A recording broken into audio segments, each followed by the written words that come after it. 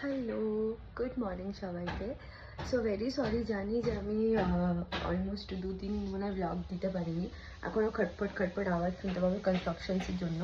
তো লিটারালি বহুত বাজে অবস্থা হয়ে গেছিলো, এই কারণে ব্লগ দিতে পারিনি। 2 দিন আমরা পুরো রাত হসপিটালে ছিলাম।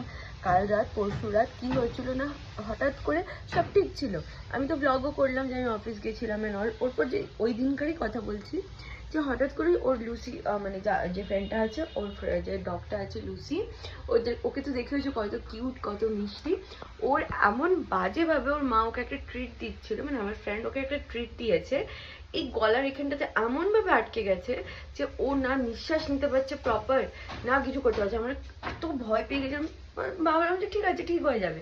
এর সামনের একটা ক্লিনিকে ওকে নিয়ে গেলাম। ওখানে গিয়ে আমরা শুনতে পাচ্ছি যে মানে ইয়ে করতে হবে, ওকে অপারেশন করতে হবে। কি মানে একটা ছোট জিনিস থেকে এত বড় হয়ে যেতে পারে, মানে কল্পনাতেও আমরা করতে পারি সত্যি। তো দাঁড়াও তোমাদের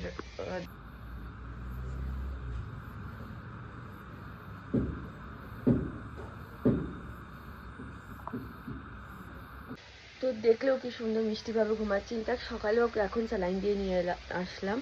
আমি ভিডিও তো করেছিলাম, এক দুটো ক্লিপ নিয়েছিলাম, বাট ওগুলো আমি মানে আই ডোন্ট থিঙ্ক শেয়ার করার দরকার আছে, বিকজ এটা খুবই একটা বাজে জিনিস। মানে এমনভাবে হয়ে গেল না সব কিছু, সত্যি মানে কিছু বলার নেই। বাকি আরও মানে তোমাদেরকে ভিডিওতে আজকে সারাদিনে বলতে থাকবো, কারণ নাহলে ভিডিওটা বহুত লং হয়ে যাবে।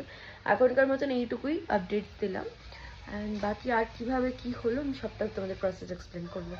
তো এখনকার মতন ভিডিওটাকে এখানে শেষ করলাম, আবার দেখা হচ্ছে কিছুক্ষণ পরে নতুন ভিডিওর সাথে।